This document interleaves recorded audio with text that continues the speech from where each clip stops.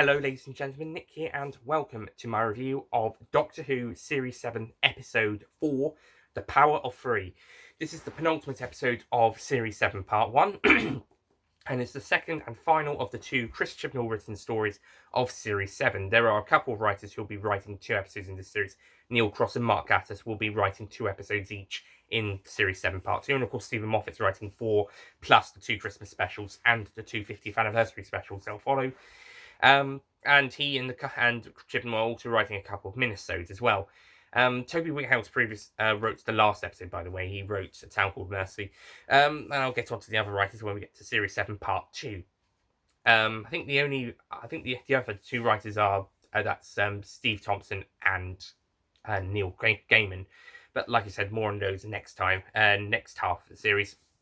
So, The Power of Three, this is the penultimate episode before Amy and Rory's departure episode, The Angels Take Manhattan. It's the second and final appearance of Brian Williams, played by Mark Williams, and it's Chris Chibnall's final Doctor Who story until 2018 when he took over showrunning the show with The Woman Who Fell to Earth, which to me is one of the best post-regeneration stories of the show. If it's not 4th, it's 5 on my rankings, so it's top 5. At lowest, it's top 5, and at highest, it's top 4. And with Dinosaurs on a Spaceship being my favourite episode of Series 7 Part 1, and one of my favourites of Series 7, and me liking Chris Chibnall's previous scripts, 42 and The Hungry Earth, / Cold Blood, although Cold Blood was a step down from The Hungry Earth, but the story overall was still really good.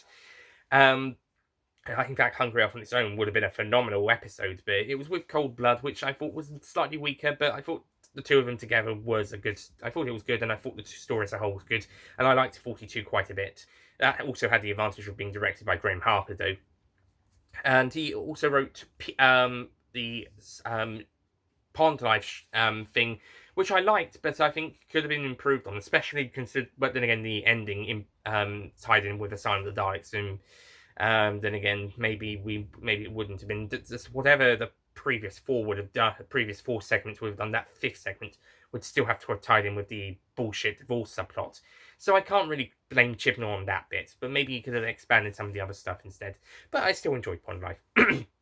So, The Power of Three. What do I think of this?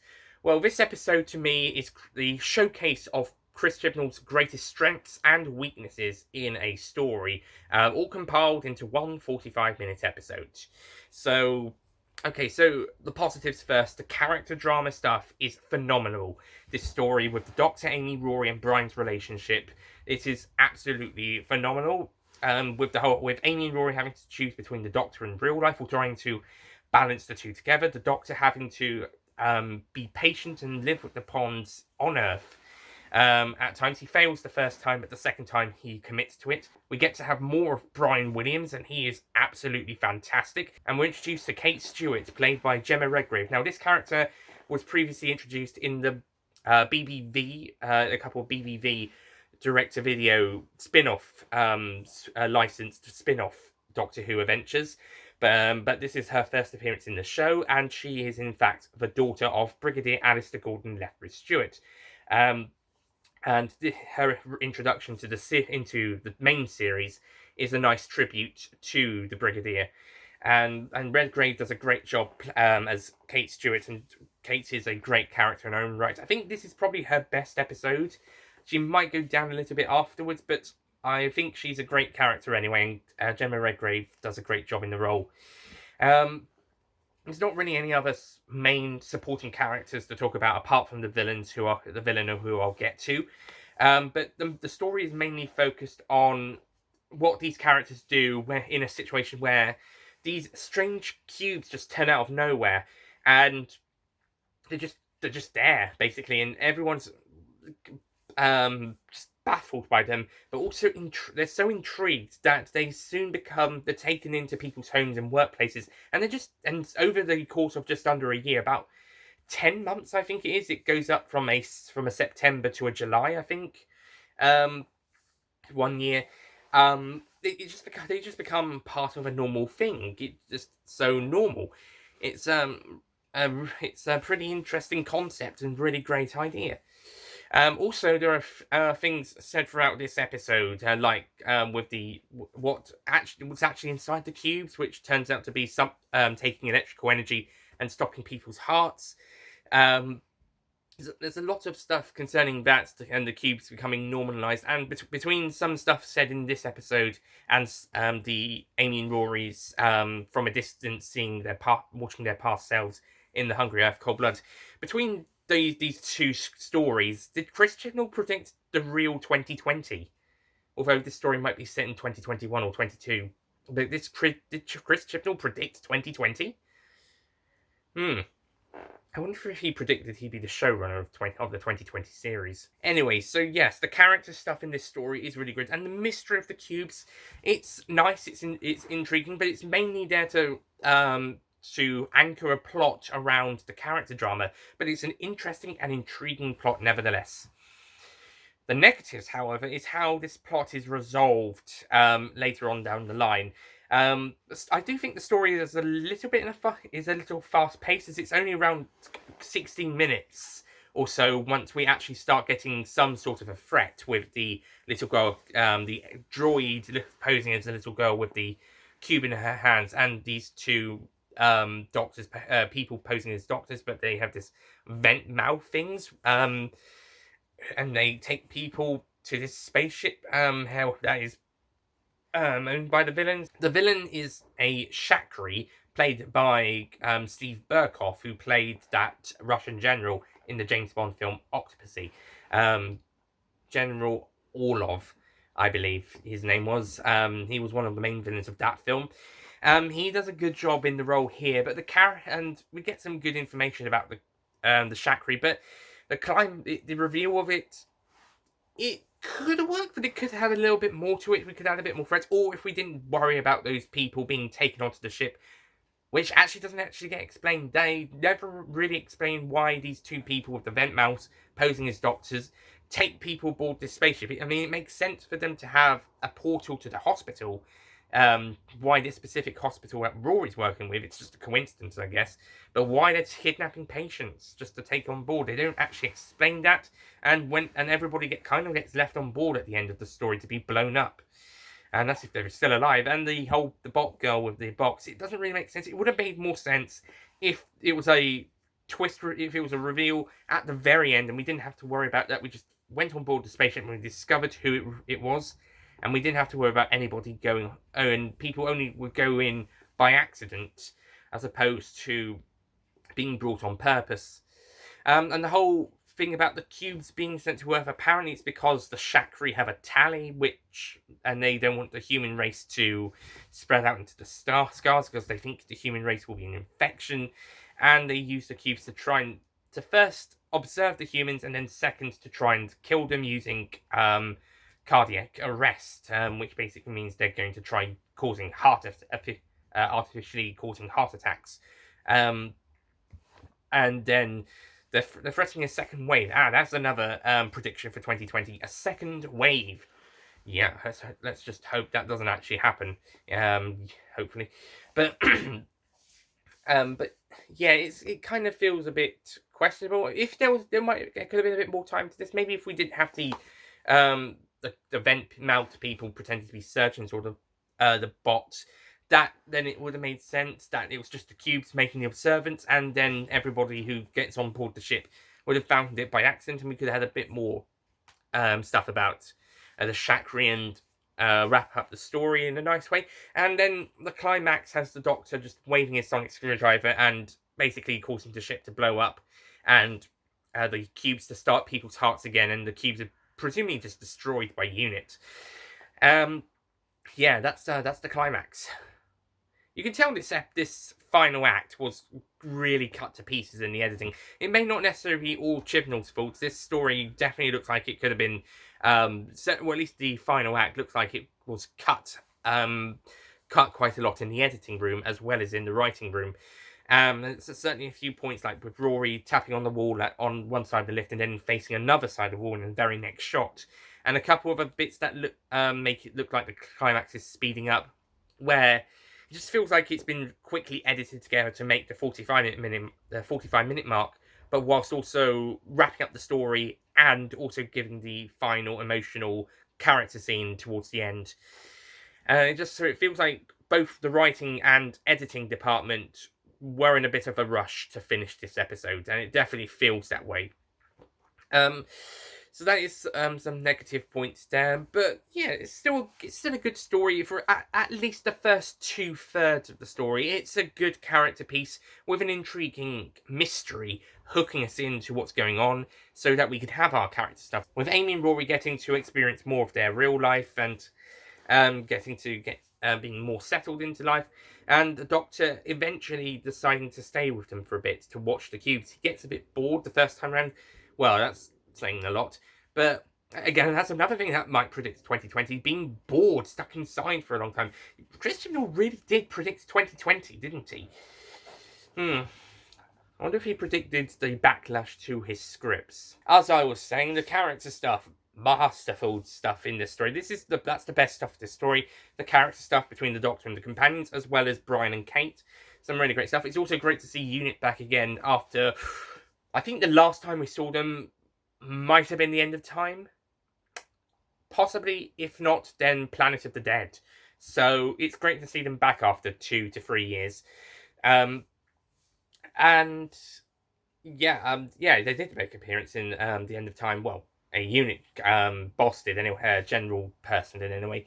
But yeah, it's great to see Unit again, and the new unit for the Moffat era seems to be under control of the Science Division, led by Kate Stewart, which is a nice idea and way to go. This is a organisation that has been around since the late 1960s, so it's nice that we're changing and adapting for each time. The later Russell T Davies era changed their name slightly and gave them different style uniforms. Now we're going in a new direction in what where they're going in terms of priorities and understanding and dealing with the situations.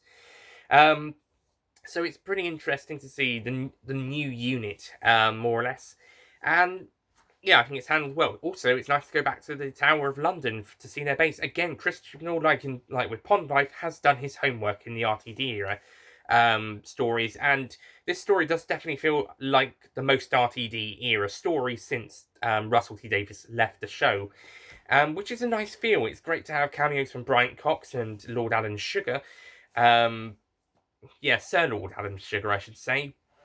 And it's quite a fun, enjoyable adventure story. There's also some nice trips to other places and times as well, like the Amy and Rory going off to have a trip at the Savoy, although the servant there is French or speaks French. I thought the Savoy was in London, and this is a French Savoy or another Savoy. But they go there, and then it turns out there's a Zygon ship underneath the Earth, and they have to deal with that. We won't see the Zygons until the next series, but it was nice to have a reference to them. I say not the next series, the 50th anniversary special. We won't see them until the next year, but we'll definitely get the reference. And then they go back to Henry VIII's time. They did mention Henry VIII in the previous episode, though, so it is a bit odd that they're doing 2 stories with Henry VIII stuff. The previous one mentioning that Rory left his phone charger in Henry VIII's time, and now they've gone back to another point of Henry VIII's reign, so that Amy can accidentally say yes to marriage vows, and now they're trying to hide from him under a bed. So we got some fun moments and some fun adventures here and there, and the emotional stuff between the characters is really great. I also like it's Brian who is the one who convinces Amy and Rory to continue travelling with the Doctor, but will still come back to Earth to have their normal lives now and again. Sadly, he does decline travelling with the Doctor and Amy and Rory. Perhaps if the next episode wasn't Amy and Rory's final story, he could have become a full-time companion, or occasional companion, but alas, never mind. On the plus side for Amy and Rory, they do get another family member joining them for the next episode, their daughter.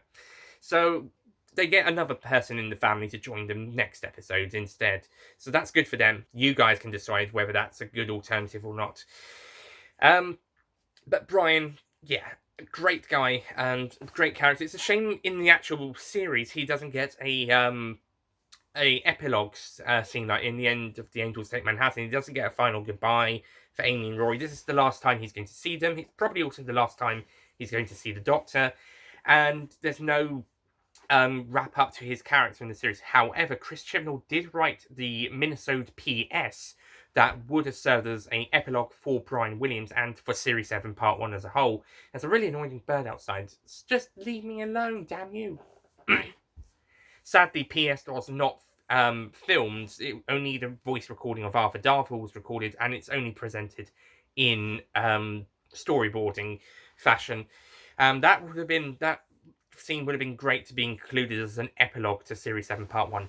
I'll talk about that when I do the 11th Doctor Minisodes videos, but it's I'm talking about how I'll bring it up here and in The Angels Take Manhattan to sort of tie it in to the 2 episodes.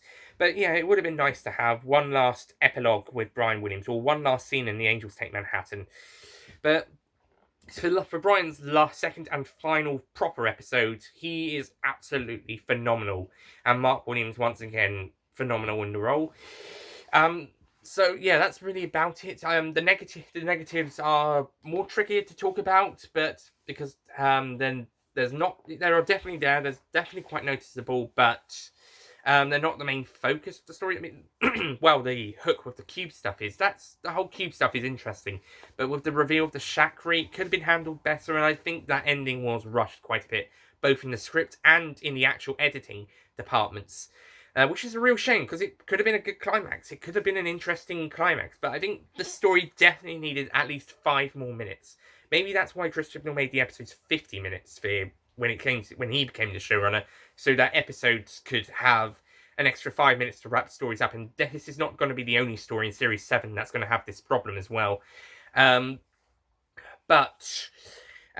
That being said, when we do get to the Chibnall era, some episodes, mainly Series 12 episodes, are going to get overstuffed with stuff. So, maybe we might even need an hour, if not more. I wouldn't say an hour normally, so maybe some 2-parters perhaps. But for this episode, I think we should have had at least 5 minutes, and maybe we could have cut some other stuff down. Again, maybe another draft of the script could have cut the guy with the vent masks and the girl bot with the cube, and the people could have just accidentally stumbled upon this open gateway. It would make sense.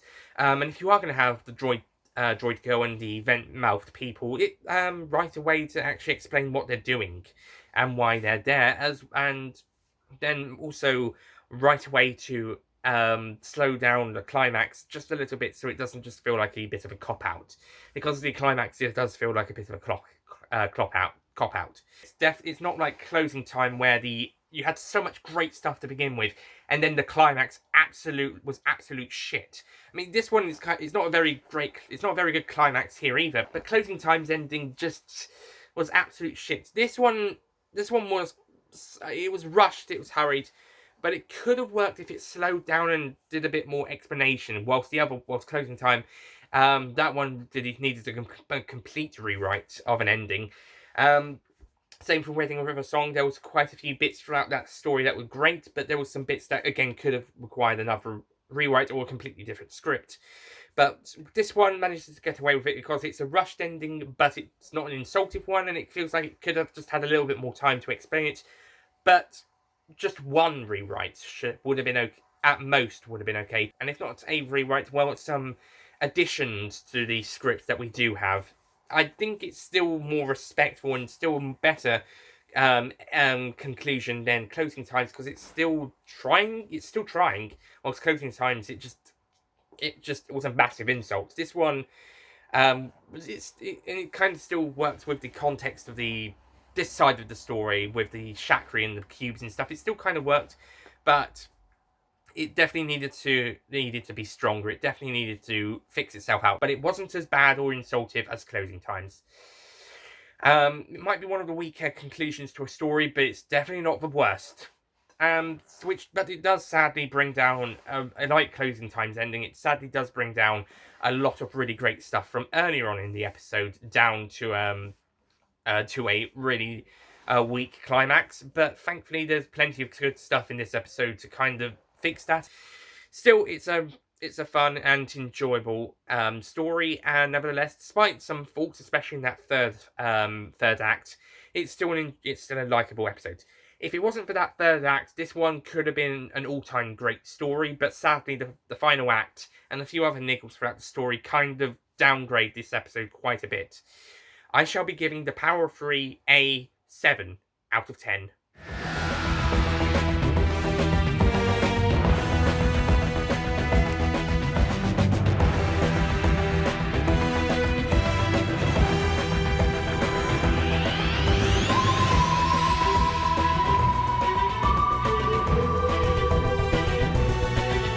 In all honesty, I wanted to give this an 8 or a 9.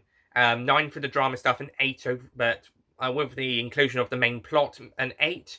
However, because the climax is rushed, there's a few unexplained things, and it does feel like it's more in a hurry to finish up, and doesn't really focus on the main threat when we do get to it. Because of that, it couldn't quite get to the 8 out of 10 score, it had to go to 7. But it's definitely not bad enough to go any lower. And the climax could honestly have been worse. Like I said, closing times was a massive insult. This one, and maybe an insult to some people, but not as much. Well, basically what I'm trying to say is it's not very good, but it could have been fixed easily, whilst closing times just couldn't. Closing times was just a terrible ending to begin with, and it needed a complete rewrite. At least one. So despite the Power Freeze ending not being so great, the rest of the episode is really good for the most parts, and it has some of the best Amy and Rory character drama in their episodes, and some of the best character drama for the 11th Doctor. And our main leads are, as usual, outstanding, as are Mark Williams and Gemma Redgrave as Brian Williams and Kate Stewart. So yeah, that's it from me. Thank you for watching this review, and that's The Power of Three. So with the penultimate episode of Series 7 Part 1, and for Amy and Rory Pond out of the way, next time we will be moving on to their final story, the last episode of Series 7 Part 1. I don't know why it was 5 episodes for this half of the series, and 8 for the next. I think we could easily have had an extra episode in Series 7 Part 1, so it would be 6 and 7, just like Series 6 was, but the other way around. Part 1 was 6 episodes instead of Part 2, and Part 2 was 7 episodes instead of Part 1. But enough about that. Next time is the last episode of Series 7 Part 1, and for Amy and Rory Pond, The Angels Take Manhattan. And you know what? These past 3 stories have made me care about Amy and Rory again, after Asylum of the Daleks almost made me stop caring about them. I mean, that should have been the one that would have made me stop caring, despite the last 4 episodes left. I did even say that in the rant. I didn't care what the other 4 episodes did because of how bad Asylum of the Daleks treated them. But then the next 3 episodes happened, and I cared about them again, especially with this episode. Which is probably a good thing, because after Asylum of the Daleks, you would need to care about it. You need to care about them again before we get to their departure story, The Angels Take Manhattan. So yeah, that's another thing we can say about Chris Chibnall and Toby Whithouse, but mostly Chris Chibnall, because of A, he wrote 2 of the 3 episodes, and B, Toby Whithouse's script didn't have an awful lot of Amy and Rory doing stuff, at least beyond business as usual. But we can thank Chris Chibnall, and to a lesser extent Toby Whithouse, for saving the Amy and Rory's characters after the Asylum of the Daleks basically shat all over them. And even Stephen Moffat kind of realised he went wrong with that story, as he writes them better in Angels Take Manhattan, which is good, because we need to care about them for that story. And thanks to these previous 3 episodes, with The Power of Three, A Town Called Mercy, and Dinosaurs on the Spaceship, we do, well, certainly I do anyway, absolutely care about Amy and Rory in the next story. I'll see you guys then. Bring the tissues. Goodbye.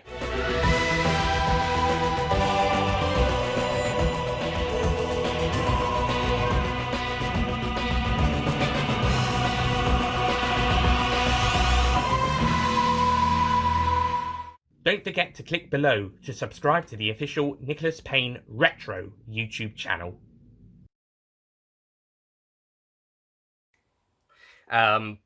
So how's the Power of... And I also enjoyed 42. Continuing having... And we're introduced to Kate Stewart, the Brigadier... Anyway, so... And, yeah. With Amy and Rory getting to have. Sorry, I thought some dust went in my mouth. Anyway, but anyway, on the plus side, they do get the audience consist. But at least it's more respectful to the audience. Um, but at least it doesn't disrespect the characters or the. But closing time was just the closing time's ending. Was basically a shit on the and if not an entire rewrite, then but it was nowhere near as it. But it still wasn't as bad as close.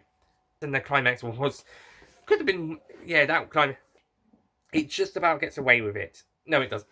It doesn't get away with it, but it's not. It's okay. Nah, don't worry about it. So, yeah, so that and has some of the best character drama for Amy and Rory and the 11th Doctor, of the episode. And it's absolutely brilliant. And our main cast plus Brian. That's it. We're done for Series 7 Part 1. So next time, but oh well, and but still, but in any, still next time we'll still next, but anyway, and you know what? This story, I'll see you guys for that story. Bring the tissue.